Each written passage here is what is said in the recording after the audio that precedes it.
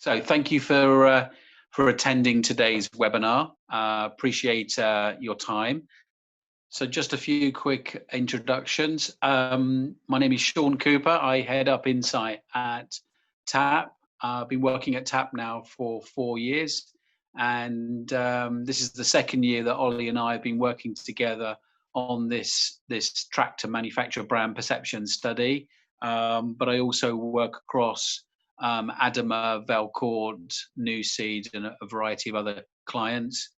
And what I try and specialize in really is how we can understand the supply chain and how we can build advocacy and promote advocacy throughout the supply chain itself. Yeah, my name's Ollie. I'm the account executive for content at TAP, so I mainly deal with clients and content. I also head up our videography side of the business, TAP Motion, and my role in this was to construct the survey, develop it, analyse the data, and then visualise it, which you'll see today. I'm just going to take you back to Sean, who will tell you a little bit about TAP. So for those of you that are less familiar with TAP, this is just a one slide that sort of tells you a little bit about us as an agency. We regard ourselves as a specialist agricultural marketing agency. So the disciplines, the areas that we cover in our brand content, in world agriculture, and what drives that passion and that interest really is for us to understand the entire kind of ecosystem, the supply chain. And the way that we understand that is understanding the stakeholders within that ecosystem, what motivations that they have.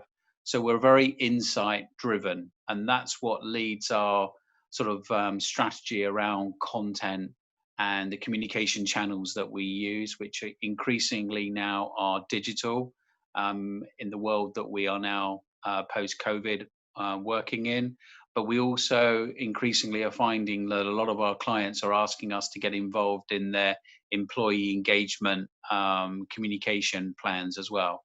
So that's a little bit about us, but let's move on to the study itself.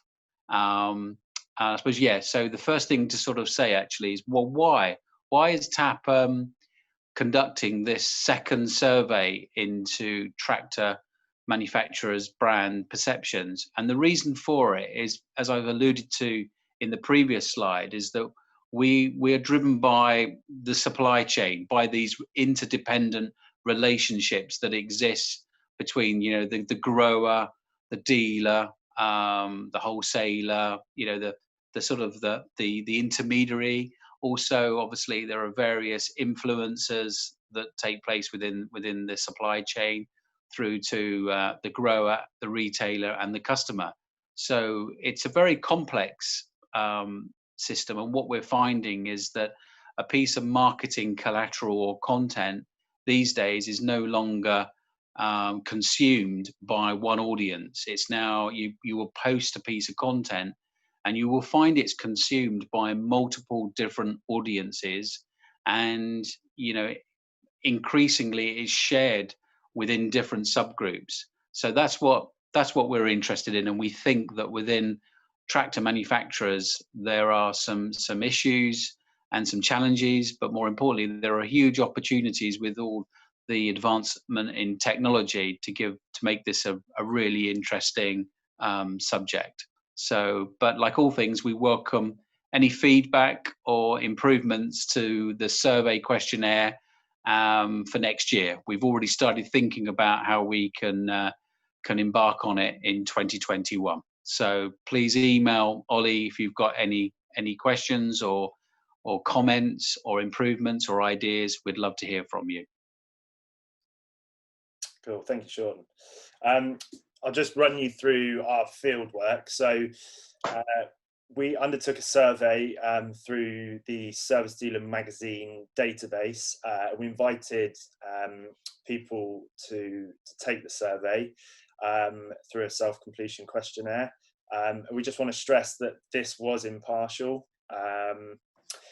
So we had a total of 63 responses from individuals based in dealerships across the country. Roughly, we've got around roughly 750 dealerships in our service dealer audience. So that's sort of 8.5% of our total base. The research was conducted in February this year, but we also extended it to March, just at the start of the pandemic, which we'll cover shortly. The respondents were incentivized, and we also want to stress that we did have actually a larger sample than 2019, which we thought was really, really good. Additionally, these people also followed up with telephone interviews to qualify the responses in April. Additionally, we just want to stress that there wasn't, because this was an open invitation, there wasn't any sample controls on the brand stock. So there were different numbers of people answering for different brands, but we've taken that to account for our overall performance scores. I'm just going to take you through the sample profile of everyone in our study. So most of the people that we surveyed were based in the Southwest, Midlands, Southeast Scotland, and more than half of them were from large size dealerships, more than 16 people.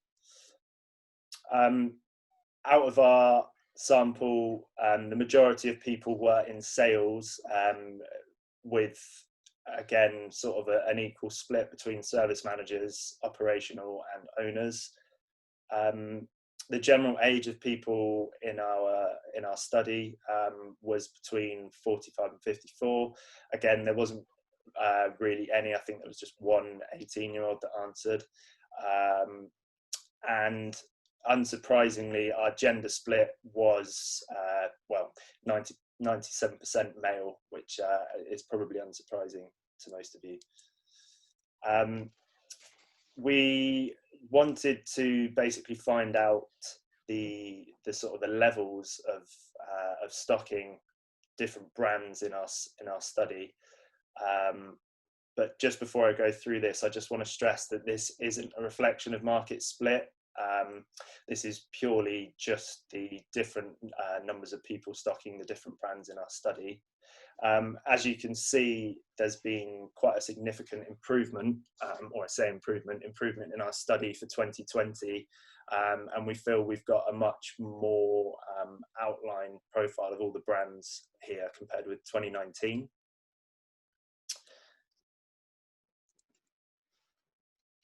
So obviously, because this is about dealers and manufacturers, we wanted to look at the health of the business from a dealer perspective. So this was actually sort of conducted at the start of COVID, so those figures may have changed now, but we can see that 60% of people actually saw their business growing within the past 12 months, which is really promising. Additionally, because this is such a significant thing, especially with tractor manufacturers, we wanted to look at how dealers viewed the emergence of robotic technology, whether that's from a servicing side or from just a general stocking side. And we actually found that 56% of people saw this as an opportunity. Now, surprisingly, it is quite surprising. 30% of people didn't actually know if it was going to impact their business at all. And again, we'd like to explore this further in a further study at some stage. So we're just going to now look at some sort of key findings from the brands 2019 versus 2020. And obviously here, we were keen to monitor brand perception across time. So our second year of results enables us to compare, obviously, with last year and see if there are any movement between the brands. Overall, it's been pretty positive in terms of changes for most brands, with some changes being fairly more significant than others. So I'll just take you through what we've called positive movers. So this is essentially any brands, the three shown here, that have shown the greatest increase across all attributes. So it's basically, although they are at the lower end of the brands and maybe not the most well-known ones, they are the ones that have shown the greatest improvement in our study. We also wanted to look at the ones that maybe had only shown a slight improvement. For instance, for Kubota, it would be after sales. For John Deere, it's value for money. For New Holland, it's value for money and quality. Case IH is sort of the same across all attributes, and class is particularly significant in the innovation and quality. But again, we just want to stress that these weren't significant changes from 2019 to 2020. So in a few moments, Sean will take you through a selection of these brands in detail, covering their performance index scores. So I'll just pass you back over to Sean. So thank you, Ollie.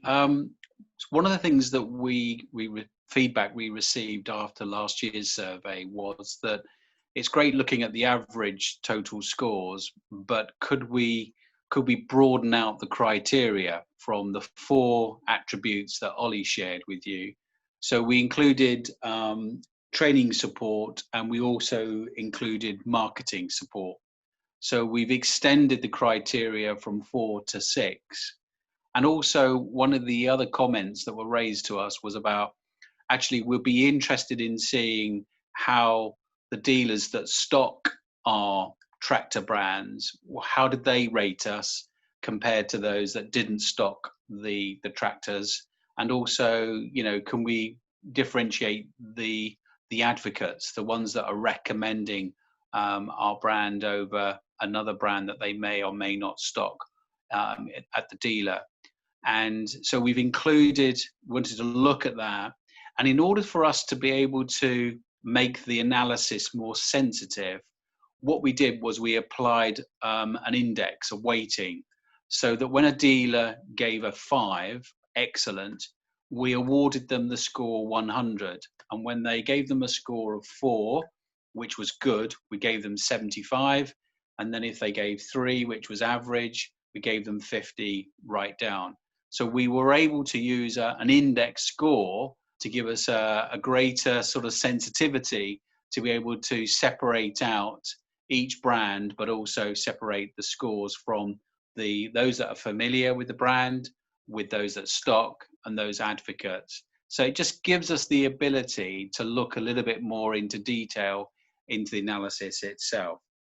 What we've also been able to do is to look at an overall league table. It gives us an indication on an overall score across all 6 of the criteria, which manufacturers are performing better and worse than their competitors. It's an indication at this stage. All right. So if we go to the first brand, Ollie. So I'm going to start with, there's no order to this, but I'm going to start with John Deere. And what you will notice is that you can see the green is excellent, blue is good, average is then yellow, the darker orange is then poor, and red is very poor. So you will notice from this analysis that John Deere scores particularly highly with excellent and good in after-sales services and tractor innovation. 87% of our sample are all giving them one of those top box scores, and they are what's driving their overall score that you saw earlier on. So yeah, performing particularly well in this after sales and tractor innovation. You can see the one little red, the red and the darker oranges, there is an issue around value for money. If we go on to then the breakdown, next slide for me, and we look at how does the average index score compare between those that are familiar with John Deere, those that stock John Deere tractors, and then those that are recommending.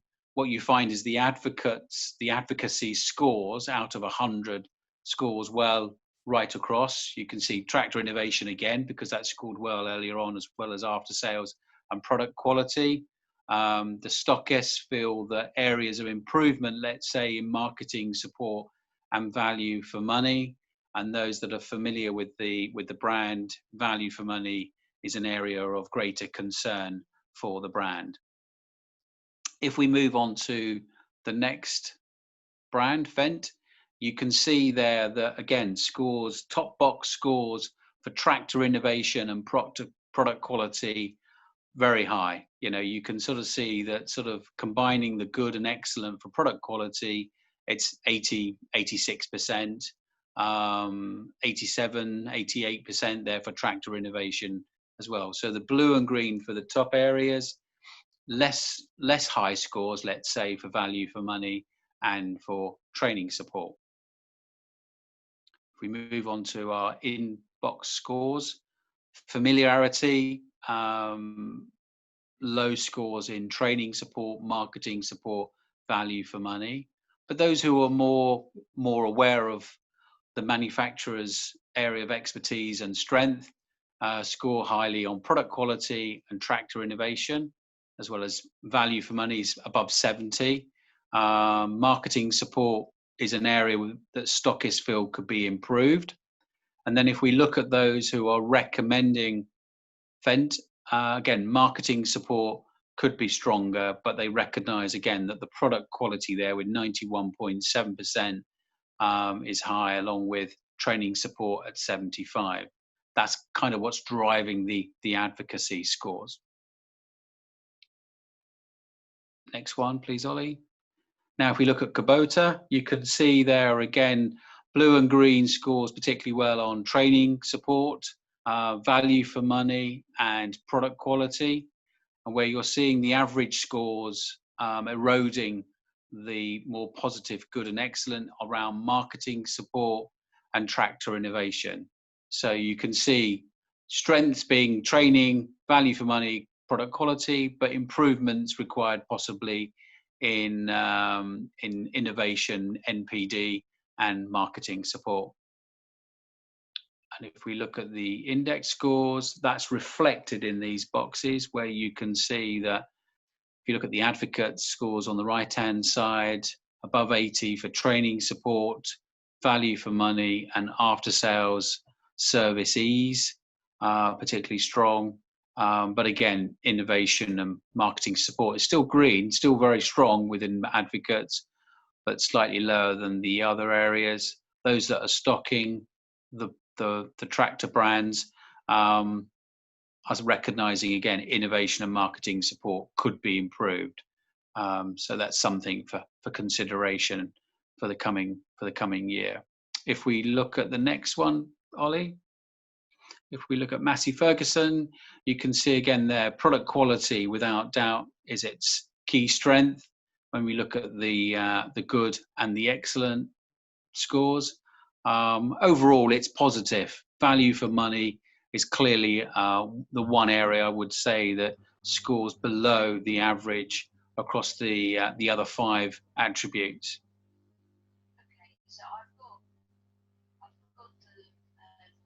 And top in terms of the performance score, we can see that advocates would like to see training support and innovation improved or addressed. Stockists were also recognizing that along with value for money and marketing support. So there's a real mixture of green, amber and red scores there. But I think clearly training and innovation are those that are probably the one areas of that requires consideration. Whereas the product quality clearly is something that's recognized and highly regarded by the respondents who completed the survey. If we look at New Holland, the blue and the green is pretty similar across all 6 attributes you can see. If you had to select one of those attributes that scores higher, more positively, then it would be tractor innovation there with nearly 60% giving it, either an excellent or a good score. If we now look at the differences across the stockists and the advocates, you can see that we've highlighted amongst stockists that training support, marketing support, value for money, possibly are areas that could be improved over the next 12 months. Whereas, as I mentioned earlier on, the product quality, the innovation, and after-sales services are areas of strength at the moment.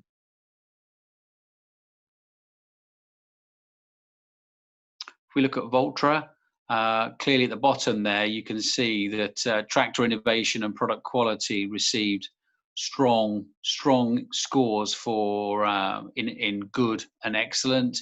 73% there for tractor innovation and 69-70% for product quality, but somewhat penalized there on value for money. So maybe there is a communication requirement there to promote value in terms of based on the innovation and the quality of the products that they offer. Training support could also be an area of concern also. We didn't have any advocates, so none of the stockists at the moment tick the box that they would recommend Valtra over the other brands that they stocked. So if we look at stockists, you can see again quality, product quality, after sales service scored the highest scores amongst stockists. Marketing support received the lowest score.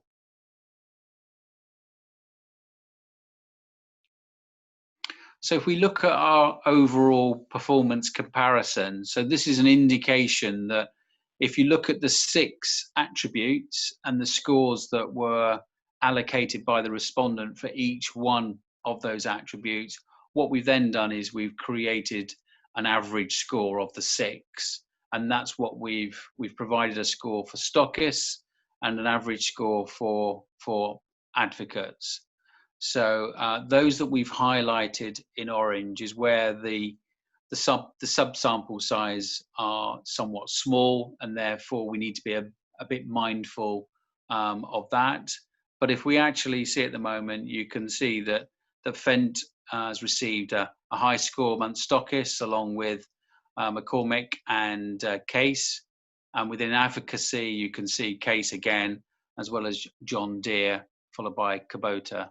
So it just gives us a sense, actually, what does that mean as a brand comparison or as a league table? It's giving us an indication across those 6 performance areas.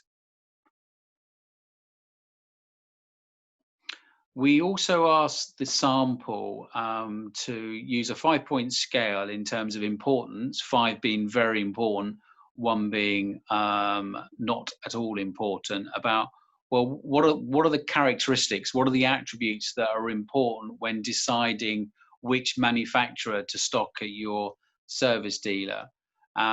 What you will notice is that the manufacturer approach to dealers, 4.4 in 2020, and it was identical to the score that gave in 2019, and is by far the most important consideration by service dealer on which brand to stock. We've also, you can see then that the end user perception, available range, and we've also indicated below what the score is in 2019. I'm just going to refer to my notes.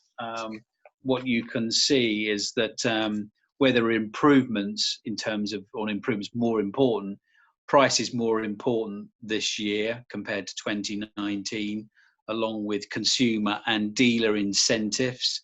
We've seen a higher score, a higher level of importance allocated, as well as the end user brand perception. So, the thing to take out from this is that over the last 2 years, on 2 separate surveys, this issue about the manufacturer's approach to dealers is the most important factor that they consider. So when we had the follow-up telephone interviews with the dealer principals, this was an area that we wanted to explore and better understand why it is so important. So if you can go to the next slide for me, Ollie. So when the conversation initially started, actually the conversation was very positive about the manufacturer and about the relationship that exists.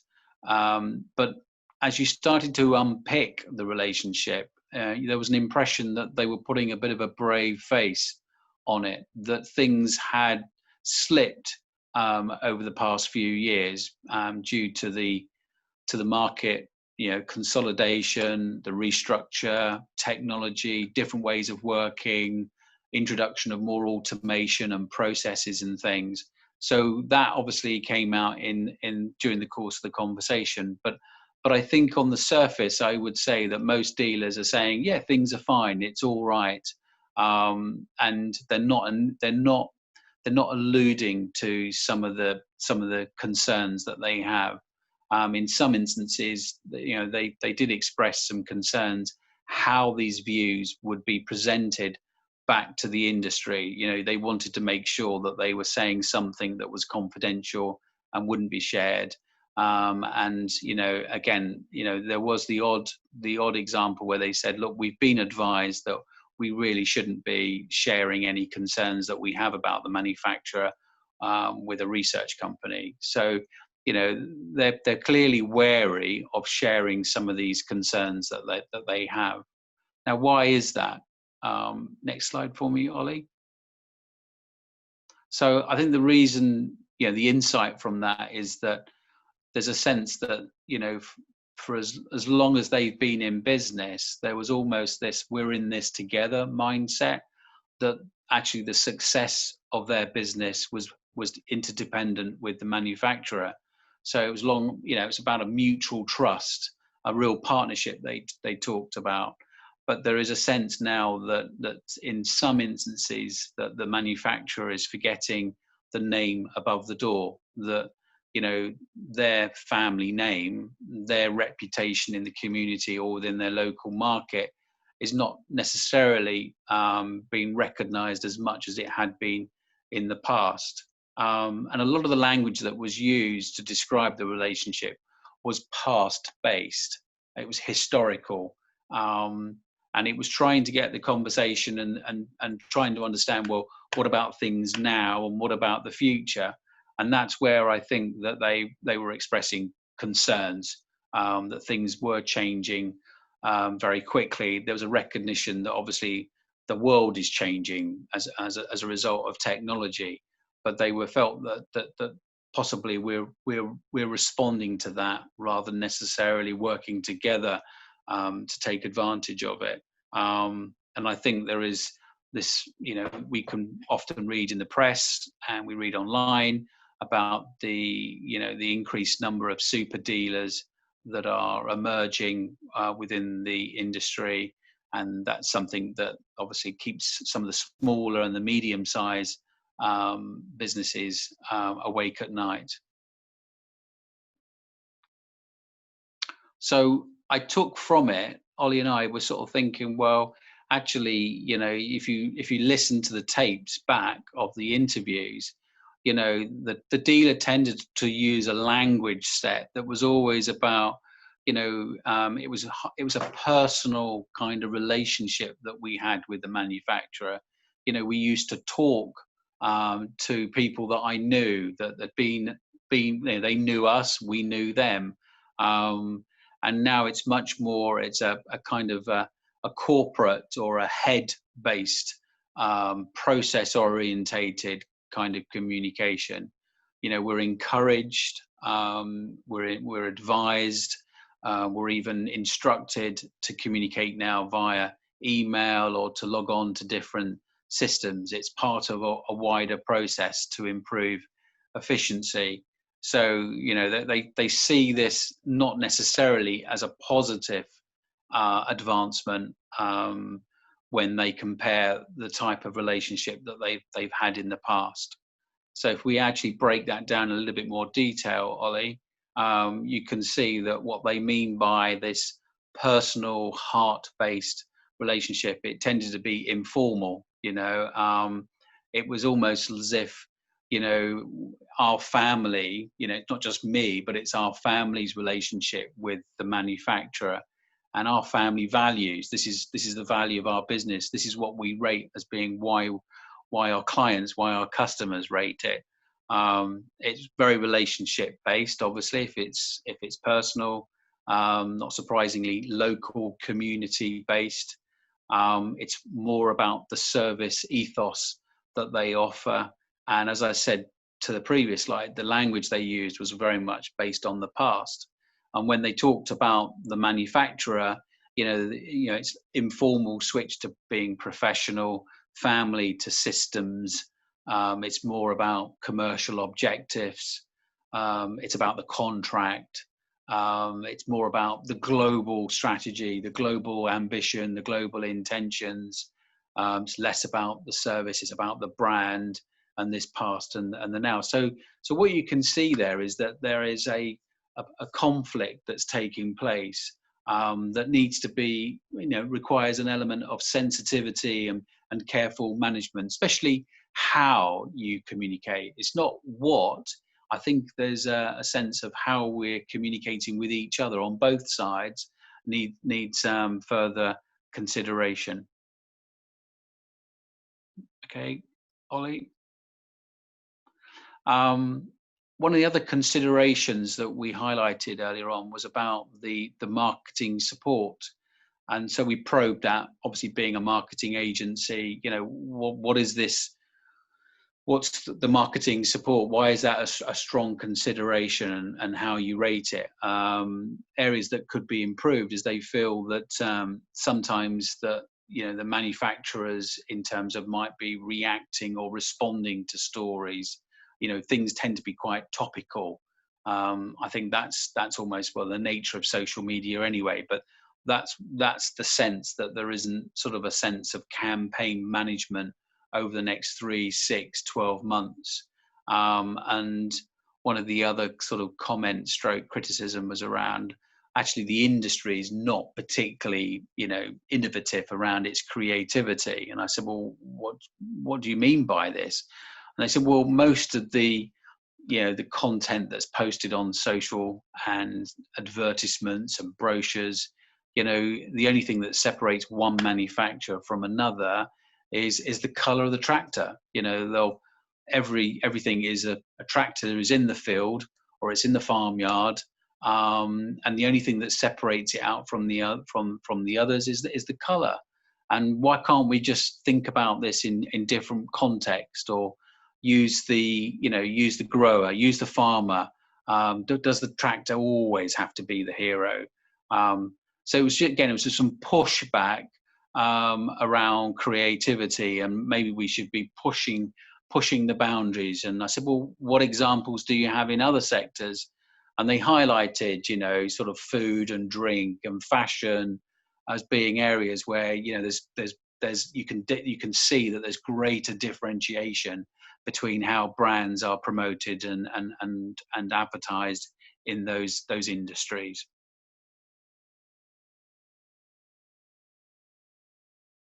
And this is just an illustration of it. I've not selected these for anything other than to say, look, this is what they were saying. It was a tractor in the field, and the only thing that separates one from another is the color. Okay, Ollie. Over to you, Ollie, I think. Yeah, so following on from what Sean just said about obviously the support from manufacturers to dealers in terms of marketing, we wanted to sort of ask dealers what the most effective way of bringing people through their doors were, obviously, and this was tied to particularly sales and marketing activities. Again, it came out on top that word of mouth and local reputation was the most valuable marketing and sales activity to dealers. And again, this is sort of stayed the same from last year. Now, interestingly, if you look at social media, it's obviously valued more in 2020 than it was in 2019. And that could simply be attributed to the fact that more people are adopting social media. You see a lot more dealerships these days actually adopting social media strategies. So it's shown to be of greater value this year. Interestingly, the actual type of tractor brand stocked was less important this year, down from last year. And again, this is something we'd like to explore further, and also qualify this with dealers as well.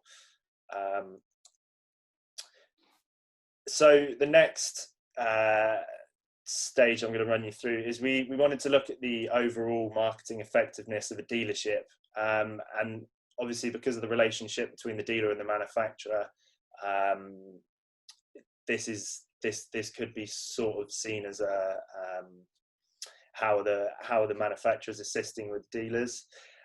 So here you can see this. I think Ollie, I think also this was about the dealer assessing its own marketing effectiveness. So they, especially the dealer principal, the owner, is like, well, if we forget external circumstances and factors that might be affecting your business, how do you rate your own marketing to promote your dealer in your community, in your market?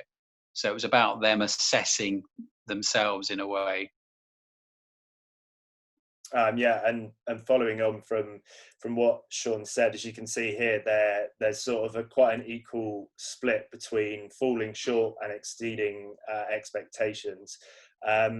And when we actually looked at those two select groups, we can see that the people that are saying their marketing is falling short are also the same people that are saying that their business growth has declined in the past 12 months.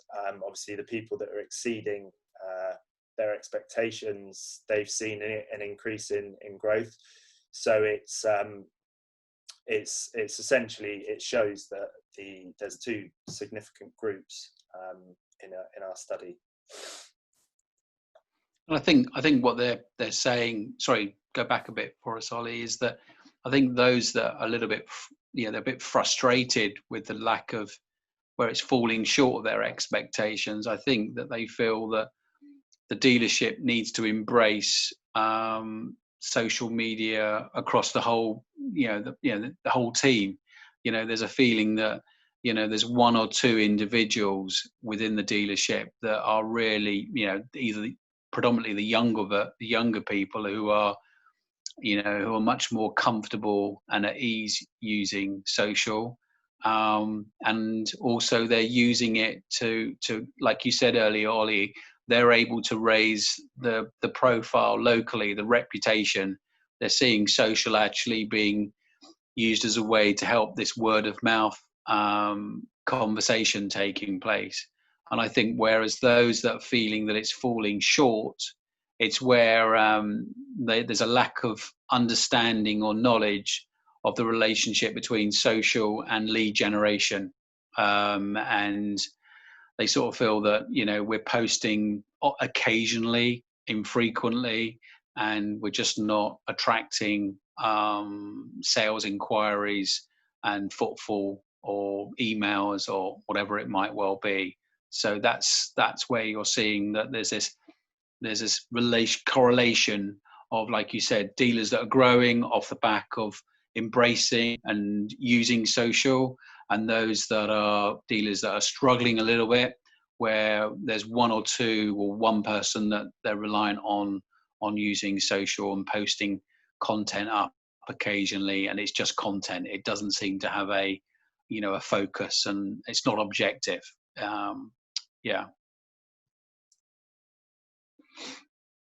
So I think we're there, aren't we? We're on the key takeaways. So we're coming up for 45 minutes, so timing's good. So just to recap, really, to sort of think about, well, okay, so what are the conclusions? What are the key takeaways from our 2020 survey? So obviously, any piece of research will be referencing COVID. Clearly, it has disrupted the business. It was more noticeable when we undertook the telephone follow-up interviews in April, but during February and March, there were early signs, but overall, the telephone research was indicating that 60% of the dealers were talking to us that they'd had a good year, that their businesses were in growth. What we're also recognizing, though, is that within the performance index, there are some indications within there that the early signs of COVID had a part to play, especially around training, I think. But what we are highlighting around the considerations is that there is this acceleration of change that we didn't necessarily pick up on in last year's survey, but is more apparent in 2020, where there is, this potential, there is this strain, there is this kind of tension, let's say, between the manufacturer and the dealers. Only some, but those that are telling us about it, it's about this emotional sort of state from the dealer and this sort of head process, logical, rational sense that from the manufacturers. And what they're saying is, well, actually, a good, solid, strong relationship is actually a combination of the two. It's where that left and right brain is working in harmony together. If we look at the key points to consider, as Ollie highlighted, little change between 2019 and 2020 in terms of the performance scores, although there were 3 brands that improved across all 4 attributes. If we actually look at it in more detail, we've picked out that overall, if you look at all the attributes for all the brands, what we're seeing is that innovation and product quality received higher scores, but they were somewhat penalized around value for money. So, there's an indication there that when promoting innovation and product quality, I'm sure it's already in the marketing collateral and the marketing communications, but greater effort and focus should be on the value for money argument around cost of ownership and things like that. So areas requiring improvement for the next 12 months, we're saying is value for money, marketing support, and training support. And this will certainly close the gap between those that stock the different manufacturer brands and those that recommend one brand within their dealer. Not every stockist is recommending the brand that they stock, especially if they're stocking more than one brand. There's a desire to use social more effectively. And what we mean by that is word of mouth, sharing, endorsing the servicing or a product with an aim, the objective of raising, improving, whatever you like to say, the reputation locally.